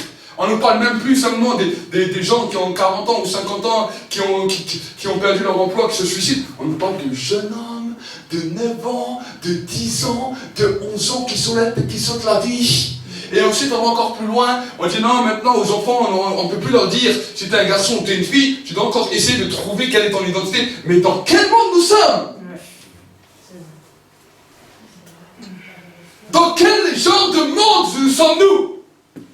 Nous devons revenir à une réalité. La Bible me dit que celui qui place son regard sur lui, Dieu va commencer à faire quelque chose de nouveau. Et Dieu va te guérir, et Dieu va te restaurer, et Dieu va te libérer. Amen. Dieu veut ramener le monde à une réelle raison. Voilà pourquoi il a envoyé sa parole. Il a dit comment est-ce que les êtres humains vont comprendre? Si je leur envoie ma main, ils ne comprennent pas. Je l'ai envoyé du temps de Moïse. La main de Dieu a produit des signes et des prodiges et des miracles aux yeux de tout Pharaon. La main de Dieu est descendue. Il a ouvert la mer en deux, la mer rouge en deux. Les hommes n'ont pas compris ce que la main de Dieu est en train de faire. Est-ce que vous comprenez? Dieu a envoyé son oreille, dans lequel la Bible dit que Dieu a entendu ce que les hommes disaient. Mais même si Dieu envoie son oreille, l'homme ne comprend toujours pas. Dieu a commencé, je vais vous frayer un chemin, je vous envoie mes pieds. L'ange de l'Éternel marchera avec le peuple d'Israël au point que la nuit, ils seront dirigés par une flamme de feu et la journée, il y aura un nuage qui les conduira. C'était les pieds de Dieu. Mais là encore, le peuple n'a rien compris. Le Seigneur a dit, alors je vais envoyer quelques messages. Je vais lui envoyer un SMS. Avant de vouloir dire une grande parole à quelqu'un, Avant de faire, quand je voulais faire ma déclaration à ma femme, avant de faire une déclaration, j'ai envoyé un SMS. Salut, comment ça va? Amen. Dieu, c'est la même chose. Avant de faire la plus grande déclaration au monde, il a envoyé des SMS. Alors, certains de ces SMS s'appelaient Abraham, un autre SMS s'appelait Moïse, un autre SMS s'appelle Esaïe, un autre SMS s'appelle Ézéchiel. Il a envoyé quelques SMS sur la terre. Mais voici que l'homme, quand vous voulez déclarer quelque chose à quelqu'un et que la personne ne comprend pas, malgré même que tu envoies un SMS, il est toujours là, tu lui dis, c'est pas possible, je lui envoie des SMS, il ne comprend rien. Dieu s'est trouvé dans cette situation. Il a envoyé des SMS, les hommes n'ont pas compris. Alors qu'il leur dit, je vais envoyer ma parole totale. Je vais lui envoyer un message vocal tellement clair que son téléphone saura que ce que je dis, c'est ça. Amen. Il t'a envoyé le message le plus clair, le plus limpide, le message de sa parole. Il envoie sa parole et elle est guérie. Amen. Amen. Et cette parole avait un nom. Cette parole, on l'a appelée Jésus-Christ. Quand on parle du Fils de Dieu, c'est une image qu'on nous donne, c'est une métaphore. Mais la personnalité même de Jésus réside dans le fait qu'il est la parole de Dieu incarnée. Amen. Amen. Donc, dans la dimension de l'esprit, on a donné une image pour que le monde comprenne. Donc, on a dit Fils de Dieu. Voilà pourquoi des fois les musulmans ne comprennent pas ça. Ils disent, oui, mais comment tu peux dire que Dieu avait un fils? Ça veut dire que Dieu a eu une relation sexuelle avec un homme. C'est pas ça. C'est une image. Parce que la dimension même de Jésus, c'est qu'il est lui-même la parole de Dieu. Il est lui-même le Verbe qui s'est incarné dans un homme. Mais pour que l'homme puisse comprendre qui il est, on a dit, il est semblable à une image du Fils. Pourquoi? Parce qu'il devait être un modèle pour tous ceux et celles qui l'accepteraient comme Seigneur et Sauveur, pour qu'il soit pour nous un grand frère et que nous soyons tous appelés enfants de Dieu. Amen. Amen. Amen. Pour que nous puissions être tous appelés enfants de Dieu. Amen. Amen. Voilà pourquoi on a dit fils. Mais sa vraie nature, c'est qu'il est le Verbe, il est la parole même de Dieu. Amen. Amen. Au commencement était la parole, et la parole était avec Dieu, et la parole était Dieu. Amen. Amen. Amen. Donc, si je t'explique cela, c'est pour que tu comprennes qui est Dieu, mais qui est aussi un homme. Parce que de la même manière que Dieu, qui est venu sur la terre, était la parole de Dieu, chaque homme sur la terre naît avec une parole. Amen. Amen. Certains, malheureusement, des fois, ils ont été arrêtés parce qu'ils sont muets. Mais la parole existe quand même. Dans leur esprit, ils ont aussi la parole. Voilà pourquoi ils peuvent te faire des signes des mains et tu peux décrypter son signe des mains qu'il te fait en le transcrivant par une parole. Est-ce que vous comprenez? Chaque homme est régi par une parole. Et c'est pour cela que quand on est, quand même l'annonce même que tu viens d'arriver dans le ventre de ta mère, c'est-à-dire que toi qui étais esprit, tu viens d'entrer dans le monde de la terre et tu viens entrer sous forme de bébé dans le ventre de ta mère, voici que même déjà là, alors à peine que tu viens d'être conçu, voici que certaines paroles ont une capacité de t'affecter et de te toucher déjà là. Est-ce que vous comprenez? Certaines personnes ne sont même pas sorties de leur ventre de leur mère que déjà ils ont été maudits. Et ce bébé va commencer à grandir avec une frustration terrible. Parce qu'il n'était pas voulu. Aujourd'hui, on entend souvent ça. Ah, il n'était pas voulu, cet enfant n'est pas voulu. Je ne voulais pas cet enfant, pourquoi cet enfant il vient? Les gens, ils parlent des choses comme ça, mais ne parlez pas, vous qui êtes enfant de Dieu, ne parlez jamais comme ça si Dieu vous donne un enfant. Amen. Amen. Amen. Vous risquez de ruiner la carrière de votre enfant par vos paroles. Amen. Amen. Nous qui sommes enfants de Dieu, si Dieu bénit tes entrailles en te donnant un fils ou une fille, alors commence à le bénir dès le ventre de ta maman, dès le ventre de la maman. Amen. Amen. Amen. Amen. Tu commences à déclarer une bénédiction sur lui. Tu dis, cet enfant ne sera pas comme les autres, parce que cet enfant sera béni. Amen. Amen. Mais malheureusement, nous n'avons pas tous eu cette chance qu'on puisse dire des choses ou des paroles comme ça sur nous. Et là, nous avons grandi et nous avons été dans différents problèmes à cause de différentes paroles qui nous ont régis. Mais la Bible nous dit que Dieu a fait une grâce extraordinaire. C'est que Dieu peut recommencer tout à nouveau. Amen. Amen. Cette semaine, nous avions un thème dans lequel tout refaire à nouveau. On a même créé une chanson directement, un nouveau départ. Amen. Et on a chanté pendant je ne sais combien de temps, un nouveau départ, un nouveau départ, un nouveau départ. Un nouveau départ, chante avec moi, un nouveau départ. un nouveau départ, un nouveau départ, un nouveau départ. Chantez-moi. Un nouveau départ, un nouveau départ, un nouveau départ. Je déclare sur toi un nouveau départ, un nouveau départ, un nouveau départ. Je chante encore pour toi, un nouveau pour ta vie, un nouveau pour ta maison. Levons-nous, un nouveau départ. Levons-nous ensemble, un nouveau départ, un nouveau départ, un nouveau départ. Je déclare ce matin un nouveau départ, un nouveau départ, un nouveau départ, un nouveau départ, un nouveau départ, un nouveau départ. Acclame pour le Seigneur. Amen. On peut prendre place encore. Amen. Un nouveau départ pour vos vies. Amen. Dieu veut vous donner un nouveau départ. Tu avais une vie où peut-être on avait déclaré des paroles mauvaises. Je te dis, mais comment, peut-être tu entends cette parole et tu te dis, mais comment cela se produira-t-il? Comment cela se produira-t-il? Tu deviens comme Marie, quand elle était là. L'ange est venu la visiter. Et lui a dit, tu vas devenir enceinte. Le Saint-Esprit va te descendre sur toi. Tu vas devenir enceinte, tu vas enfanter un fils. Et elle a dit, mais comment cela se produira-t-il? Je ne connais même pas d'homme. Comment je vais devenir enceinte? Je ne connais même pas d'homme. Je n'ai même pas de mari. La Bible nous dit, le Saint-Esprit descendra sur toi. Il te couvrira de son ombre. Et l'enfant qui naîtra de toi sera appelé Fils de Dieu, Fils du Très-Haut. Amen. Amen. Peut-être ce matin tu te dis, mais comment cela se produira-t-il? Comment un nouveau départ peut-il se produire dans ma vie?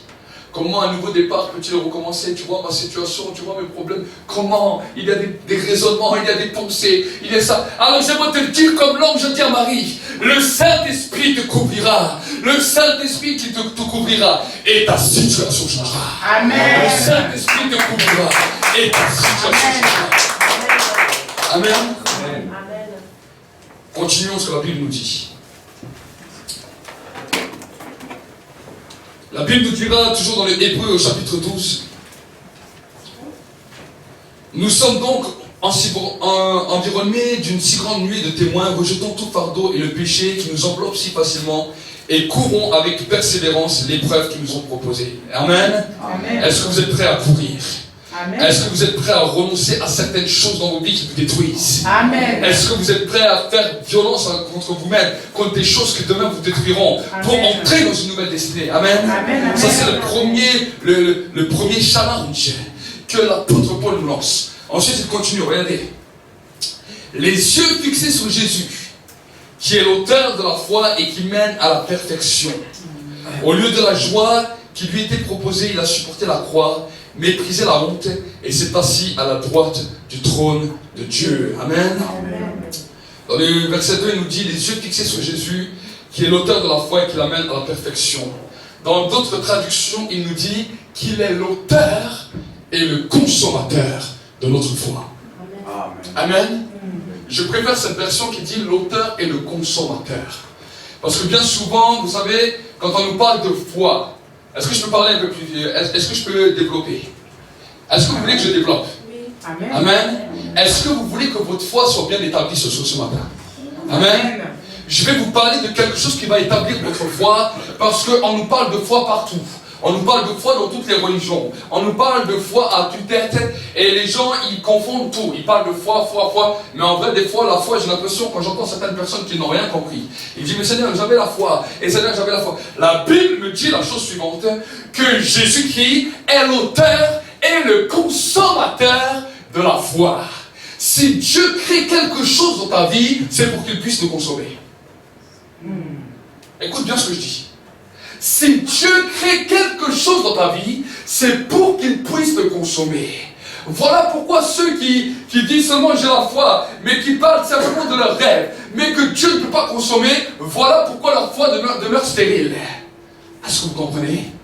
Jésus est quelqu'un qui fait naître quelque chose en toi pour qu'il puisse te consommer. Et pour que nous puissions comprendre cela, nous allons voir comment il le fait dans la vie pratique. Amen. Parce que c'est bien beau de l'entendre. Là, vous me regardez tous, vous dites, ah, mais c'est bien joli. Mais comment il peut créer ça pour qu'il puisse le consommer? Amen. Amen. Si tu veux manger une bonne pizza, avant de la manger, il faut que tu prennes tous les ingrédients et il faut que tu fais quoi? Que tu crées la pizza, que tu la mets dans le four et quand maintenant, le temps de la dégustation, le temps où le four commence à cuire cette pâte, à travailler cette pâte dit arrête, tu me fais mal, ça fait mal, oui c'est normal, là tu es dans un feu, oui mais là ça chauffe, mais celui qui te mangera après dira que c'est bon. Toi tu diras que c'est mal, mais celui qui te mangera dira que c'est bon. Amen. Des fois quand on vous parle de laisser le péché, vous dites ah non mais ça fait mal, mais Seigneur, ça fait mal, oui, mais celui qui va manger ton exercice va trouver cela bon. Amen. Amen. Lâcher le péché fait mal, mais ton exercice, ce que tu vas mettre comme pression, la violence que tu vas exercer pour arriver à lâcher le péché, Dieu va le trouver bon et ça va être son repas. Amen. Il est l'auteur et il est le consommateur. Est-ce que tu vas donner à tes enfants de la viande invariée ou de la viande pourrie? Jamais de la vie. Alors pourquoi à Jésus tu veux lui donner de la viande pourrie? Alors pourquoi à Jésus tu veux lui donner de la viande invariée? Parce que le péché a tellement pourri tout et tu lui dis Seigneur Jésus mange, j'ai la foi, viens. Jésus dit je vais mettre la vie, je ne peux manger une nourriture comme ça. Voilà pourquoi la foi devient stérile. Parce que le péché a pollué ta foi. Le péché a pollué ta persévérance. La persévérance face au péché est le repas de Dieu dans lequel Dieu honore et Dieu commence à consommer. Et Dieu commence à manger. Le péché est une pourriture. Personne ne devait manger de la viande pourrie. Même si toi tu me proposes ça, je dis désolé, j'ai pas faim, je mange pas ça, je préfère jeûner que de manger de la viande pourrie. Mais oui! Pourquoi Dieu va accepter les choses pourries et nous on les accepte pas? Non, Dieu n'accepte pas. Amen. Quand il a créé l'homme, il a créé à son image, à sa ressemblance. Si je t'invite dans un restaurant et que je t'invite dans le restaurant le plus pourri, le plus sale, où il y a des cafards partout, où il y a des bestioles, des chiens, tout ce que tu veux, et on te dit voilà, on va te proposer un bon repas. La table est dégueulasse, la table est noire. Et je te dis regarde, et encore tu vois le cuisinier il crache encore dans le repas et te donne. Qu'est-ce que tu vas manger ça? Est-ce que tu vas manger ça? Quel est l'homme qui va manger? Même tu as faim, même tu vas pas manger. C'est ça que je préfère m'arrêter. Je préfère pas manger. Mais pourquoi toi, tu refuses ça? Mais Jésus, tu dis, ah, c'est pas grave si je pêche. Ah, Seigneur, tu me comprends, hein. Tu vas manger. Jésus dit, jamais de la vie, je mangerai ce que tu donnes. Et ta foi devient stérile, parce que le péché la pollue. Je ne plaisante pas avec ça. Le Saint-Esprit m'a dit quelque chose de spécial cette semaine. Il m'a dit, parle à l'église.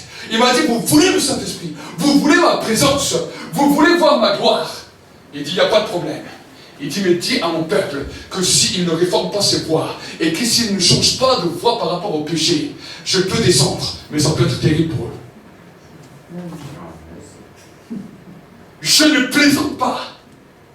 La Bible nous dit que Ananias et Saphira ont connu un temps de réveil, un temps où puissant de Saint-Esprit est descendu. Ils ont monté, ils sont tombés réellement dans l'église. Je ne veux pas que l'église devienne un cimetière parce que les gens ne comprennent pas la dimension et qui confondent le péché avec la sainteté de Dieu. Si vous continuez le péché, ça risque d'être fatal. Bien parlé. Amen. Bien parlé. Je ne plaisante pas. Avec ces choses-là, je ne plaisante pas. Amen. Amen. Mais par contre, si vous faites un effort, le Seigneur m'a dit, je vais me plaire à manger chez eux. Je toque à la porte de leur cœur et je viendrai souper avec eux et eux avec moi et je viendrai placer ma demeure chez eux. Amen. Amen. Amen. Regardez, je vais vous donner un exemple. On peut encore lire notre Bible dans le livre de Marc au chapitre 10, verset 40. Je sens l'atmosphère qui a changé. Je sens qu'il y a une onction là qui est en train de se libérer. L'atmosphère est en train de changer. Il y a un mouvement angélique qui est là. Il y a un grand mouvement angélique qui est là. Je sens vraiment, oh merci Seigneur, je parle à ton esprit maintenant. Marc 10, verset 46. Marc 10, verset 46. Marc 10, verset 46. Amen. Et pour que vous puissiez comprendre, on va peut-être imaginer ça. Amen. Amen. Cette histoire, on va l'imager. Et pour pouvoir l'imager, j'ai besoin de peut-être 2 sémites. Amen. 2 sémites. Harry, viens. Karim, viens, 2 sémites. J'ai besoin de 2 sémites pour que vous puissiez vous mettre. Les Arabes et les Juifs sont des frères, donc il faut que vous puissiez vous mettre dans le contexte. Amen. Et voilà. Bien. Amen. Alors voilà, Joshua va faire Jésus. Amen. Jésus avait un dégradé fondu avec un trait au milieu. Il avait un appareil dans les dents. Donc Joshua va faire Jésus. Amen. Attends, j'ai quelque chose à dire à Jésus. J'ai plein de problèmes. Amen, attends. Voilà, Joshua va faire Jésus. Harry va nous faire le chrétien décontracté, le chrétien cool qui a la parole de Dieu. Amen. Et notre frère Karim va jouer l'aveugle. Amen. Il va jouer l'aveugle Bartimée. Amen. Et maintenant nous allons faire le sketch. Attendez, prends juste ta veste. Amen. Il va prendre aussi les lunettes. Et vous allez voir pourquoi je vous le fais en image. Parce que ça va vous marquer. Vous allez garder beaucoup de choses. Amen. Parce que si simplement je vous l'explique, vous n'allez pas tout le temps comprendre. Donc Dieu m'a dit, donne-leur une image, fais-leur un sketch. Amen. Donc, il y a l'aveugle qui est là. D'abord, l'aveugle, il a sa chaise. Il n'y a pas une chaise comme ça. Viens. Assieds-toi là. Et là, voici que là, il y a un des disciples de Jésus, assez cool, qui donne la parole de Dieu. Amen. Et là, nous avons Jésus qui vient. Et quand Jésus vient, qu'est-ce qui se passe? La Bible nous dit qu'une grande acclamation vient. Alors, quand tu marches, tout le monde commence à faire. Et alors que Jésus est en train de passer, là, il y a le croyant qui est cool à côté. Et là, il y a l'aveugle. Et l'aveugle lui dit, mais qu'est-ce qui se passe? Mais qu'est-ce qui se passe? Ils ont acclamé Jésus vient de passer. Toi tu dis Jésus de Nazareth. Jésus de Nazareth vient de passer, il a été acclamé par la parole. Et là, continue à acclamer. Alors, au simple moment où le croyant cool lui entend lui dire c'est Jésus de Nazareth, lui, il lui dit simplement une parole. Lui, il est là, il est aveugle. Mais pendant qu'il est aveugle, personne ne lui a jamais parlé de Jésus. Personne ne sait, pour lui, il ne sait pas c'est qui Jésus. Mais à un moment donné, il fait tomber sa veste. Le Saint-Esprit lui donne une révélation puissante, dans laquelle il lui dit, c'est Jésus le fils de David. Et lui commence à crier. Faites encore le bruit, lui dit Jésus fils de David. Jésus fils de David. Quand il a dit fils de David, la Bible nous dit que tout le monde a voulu l'arrêter. Il dit tais-toi, lui, vas-y, dis-lui tais-toi. Tais-toi, arrête donc. Et lui, il dit encore une fois, arrête, Jésus fils de David. Aie pitié de moi. Aie pitié de moi. Voilà. Et la Bible nous dit que Jésus est en train de marcher. Le monde, écoutez-moi bien, le monde était en train de crier. Tout le monde voulait un miracle. Tout le monde voulait vivre quelque chose avec Dieu. Mais pourtant, Jésus n'écoutait pas tous ceux qui criaient. Tout le monde, peut-être il y avait d'autres aveugles, il y avait d'autres boiteux, il y avait d'autres malades. Mais pourtant, Jésus n'écoutait pas, il continuait à marcher, la foule criait. Mais pourtant, quand lui, Bartimée a crié, fils de David, quelque chose s'est produit. Le mystère de la révélation commence ici. Parce que lui, personne ne lui a dit qu'il était fils de David. On lui a seulement dit c'est Jésus de Nazareth. Mais parce qu'il a dit fils de David, c'est le Saint-Esprit qui lui a révélé. Et parce qu'il y a eu une révélation dans l'appel, Jésus s'est arrêté. Et quand Jésus s'est arrêté, il a dit faites-le venir vers moi. Venir vers moi. Tu viens? Et là, Jésus lui pose une question. Que veux-tu que je te fasse? Et toi, tu lui dis Rabouni. Retrouver la vue. Et vous savez, quand il a dit Rabouni, une deuxième révélation est sortie de sa bouche. 2 révélations qui ont guéri ses 2 yeux. 2 révélations qui ont guéri ses 2 yeux. Amen. Acclamons pour les acteurs. Je peux prendre de place. Joshua, fils de Walid. Pourquoi je vous l'ai fait en image? Pour que vous puissiez comprendre. Vous savez, des fois, on vous dit, quand vous venez à l'église, je vous dis souvent, ceux qui me connaissent le savent, je vous encourage à lire votre Bible au minimum au moins 1 heure par jour. Vous savez, quand vous lisez votre Bible, tout d'un coup, il y a des choses que vous allez comprendre. Et des fois, on garde simplement les choses que Dieu nous a révélées, on est content. Tout d'un coup, on lit la Bible, on comprend que Jésus est mort pour nous. Tout d'un coup, on comprend que son sang a coulé pour nous racheter. Tout d'un coup, on comprend que vraiment, c'est réel, que quand on commence à prier, Dieu répond. Il y a plein de révélations qui commencent à couler. Et souvent, les hommes se posent, mais à quoi servent ces révélations? Est-ce que c'est simplement pour en parler, ou est-ce que c'est simplement le pasteur, quand il vient prêcher, il nous raconte quelques petites belles révélations, ça lui sert? J'aimerais vous dire aujourd'hui la clé de l'exaucement. Amen. Amen. Je vais voir une clé de l'exaucement. Je vais te parler la relation entre la révélation et l'exaucement. Pourquoi? Avant, j'ai parlé que Jésus veut se nourrir. Il est l'auteur et le consommateur de la foi. La Bible nous dit que la foi vient de ce qu'on entend. Ce qu'on entend vient de la parole de Dieu. Donc quand tu commences à être là, tu lis la parole, il y a une révélation. Marque bien ça sur une feuille. Parce que dans ton temps de prière, tu en auras besoin pour capter l'attention de Dieu et pour bloquer le ciel devant toi et pour que l'exaucement va descendre. Amen. Amen. Bartimée était là. Il était là. Le croyant était à côté. Il a dit, c'est Jésus de Nazareth qui passe. Oh. Mais le Saint-Esprit a donné une révélation à Bartimée. Il lui a dit, c'est le fils de David. C'est le fils de David. Dis-le la fils de David. Quand il a dit fils de David, qui était David? David était un des grands rois en Israël. Un des grands rois en Israël. En disant à Jésus, tu es le fils de David, il déclarait la royauté. Il commençait à instaurer le royaume de Dieu. Voici ce qui a arrêté Jésus. Regardez, on va le dire ensemble. Ils arrivèrent à Jéricho, et lorsque Jésus en sortit avec ses disciples, et une assez grande foule, un mendiant aveugle, Bartimée, aujourd'hui il s'appelait Karim, mais là-bas il s'appelait Bartimée, fils de Timée, était assis au bord du chemin.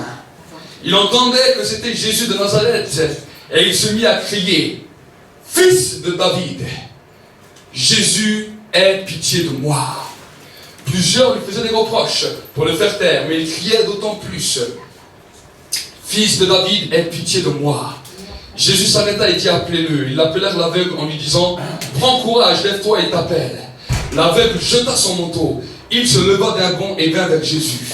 Jésus prit la parole et lui dit, que veux-tu que je te fasse? Rabouni, lui dit l'aveugle, que je recouvre la vue. Et Jésus lui dit, va, ta foi t'a sauvé. Aussitôt il recouvra la vue et il se mit à suivre Jésus sur le chemin. Vous avez besoin que Jésus s'arrête devant vous. Vous avez besoin que Jésus puisse s'arrêter pour répondre à tout. Alors des fois les gens ils pensent seulement, non, c'est seulement la prière du pasteur. Tu peux recevoir les choses avant même que je prie pour toi. Quand je suis en train de prêcher, si le Saint-Esprit est en train de te donner une révélation, au moment même où je prêche, rien ne t'empêche de dire, Seigneur, je ferme les yeux, je dis la révélation que tu me dis maintenant. Ta présence est là. Je dis ce que tu me dis. Ça veut dire que tu arrêtes le ciel sur ta vie. Le projecteur du ciel est arrêté sur toi. Tout droit est figé. Jésus qui était là s'arrête net. Il dit à tous les hommes, taisez-vous. Un homme, une femme m'a arrêté sur la terre. Il a dit une révélation dans laquelle je prends plaisir. Quel me veut-il? Amenez-le vers moi. Et tout d'un coup tu es là. Tu es dans la présence de Dieu, tout d'un coup tu as l'impression que quelque chose de différent est en train de se passer et tu commences à pleurer, tu commences à avoir les larmes aux yeux, c'est la pizza d'avant, et tu commences à avoir les larmes aux yeux, tu commences à avoir les larmes aux yeux, tu ne sais pas ce qui se passe, tu es là, tu es dans la présence de Dieu, dans l'église, tout d'un coup tu as des larmes, quelque chose est en train de se passer, le projecteur est arrêté sur toi, et la Bible nous dit à ce moment-là, Jésus dit amenez-le, je vais l'entendre ce qu'il veut me dire. Et il lui dit, que veux-tu que je te fasse? Et voici ce que l'aveugle lui dit. Avant de lui dire la demande, il lui dit, Rabouni. Rabouni veut dire maître. Quand il est en train de dire maître, il est en train de dire à Dieu, Seigneur, à partir de maintenant, ma vie ne m'appartient plus, mais elle t'appartient. Ma vie ne t'appartient plus, ne m'appartient plus, mais elle t'appartient. Et la Bible nous dit, à cause de ces deux révélations, il a reçu le recouvrement total de la vue. Amen. Amen. Vous voulez expérimenter des choses prodigieuses avec Dieu, des guérisons, des miracles, des délivrances. Alors utilise les révélations que Dieu te donne. Et que quand tu es dans sa présence, dis ces révélations. Tu arrêtes le ciel sur toi. Et quand le ciel est arrêté sur toi, Jésus va lui-même te dire que veux-tu que je te fasse. Tu lui donnes une deuxième révélation avant de lui dire pour ce pourquoi tu as demandé. Et quand tu fais ça, tu auras l'exaucement de Dieu total dans ta vie. Amen. Total. Amen. Total. Et la foi, Dieu va commencer à être celui qui est l'auteur et le consommateur. Il te crée en toi la foi. La foi par la révélation. La foi vient de ce qu'on entend bien de la parole de Dieu. C'est cette révélation que tu as entendue dans ton esprit qui crée la foi et lui-même il va la consommer. Amen. Amen. Quand sa présence est là, tu dis seulement cette révélation. Et quand cette révélation, tu l'as dit, il consomme ce que tu lui donnes et il te donne en échange ce que tu avais besoin. Amen. Amen. Est-ce que la claire? Est-ce que l'explication vous a été claire? Amen. Est-ce que la compréhension commence à venir? Voilà, c'est pour ça des fois je vous casse un peu la tête et je me dis lisez au moins la Bible. Tu vas peut-être pas comprendre tout dans la Bible, mais tu vas comprendre ce que tu dois comprendre. Amen. Le peu de choses que tu vas comprendre, c'est ça qui va créer la foi. Des fois tu vas lire un truc, bah, ça va être comme un électrochoc. Ça c'est la foi. Mais ça fait, donne-la à Dieu. Dis-lui, Seigneur, tu m'as donné ça, tu viens de me créer ça. Ça vient pas de moi, je sais. Avant je ne comprenais pas ça, je viens de lire, je comprends. Quand tu l'as compris, c'est le repas, c'est le hamburger, c'est le Big Mac XXL qui est là donné pour le client. Il a un temps. Si tu loupes le temps, ce Big Mac ne sera plus utile. Là maintenant il est là, le client il est là, il est encore chaud. Dis Seigneur, tu es là, ta présence est là, c'est chaud encore. Tiens, mange. Et parce qu'il va manger, il va te donner ce don dont tu as besoin. C'est comme ça que ça se passe dans le monde spirituel. Amen. Je ne vous raconte pas simplement des histoires, des beaux textes. Et vous dire, ah c'est beau, ah, c'est merveilleux. Je vous dis comment faire dans le monde spirituel pour réussir. Amen. Amen. Vous êtes des êtres spirituels, vous devez comprendre la dimension spirituelle pour grandir. Amen. Donc si je commençais à parler de la foi, on serait jusqu'à demain. Mais je vais prier maintenant. Amen. Amen. Je vais prier. Et aujourd'hui, ma prière pour cette clôture de jeûne, c'est que le Saint-Esprit puisse t'amener beaucoup de révélations pour que tu puisses arrêter le ciel pour toi. Amen. Arrêter le ciel pour toi. Arrêter le ciel pour toi. Encore et encore. Et qu'au moment où ils vont sortir de ce lieu, c'est comme si des anges posent quelque chose sur vous. Je vois des anges qui vont poser des choses sur vous, des bénédictions sur vous. Vous allez repartir de ce lieu totalement transformé, totalement vivifié, et votre foi ne sera plus jamais la même. Je vous bénis maintenant, prenez-le. Je vous bénis maintenant. Je vous bénis maintenant, prenez-le. Prenez-le. Prenez-le. Prenez-le. Dans le nom de Jésus-Christ, j'ai ainsi dit et prié. Amen. Acclamez pour le Seigneur. La communion fraternelle dans l'église. Amen. Regardez-moi. Dites quelque chose, dites une petite parole. Dites une petite parole pour l'église.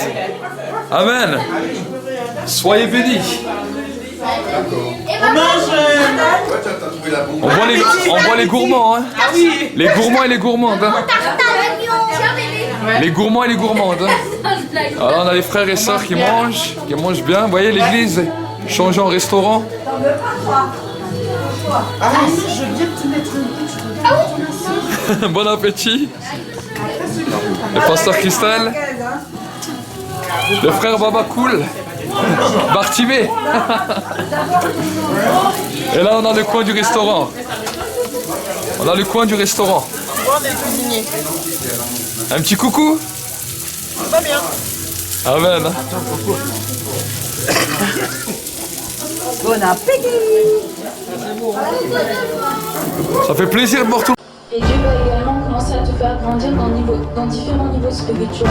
On va dire que tu dois toujours être bouillant pour Dieu, parce que il y a une chose que le diable attendra toujours, c'est que tu te refroidisses. Dans cette alliance avec Dieu, de toujours rechercher sa présence, rappeler le sacrifice de Jésus à la croix, parce qu'il n'est pas mort pour rien. Pour tout peuple, pour toute personne, de tout âge, de toute nation, de toute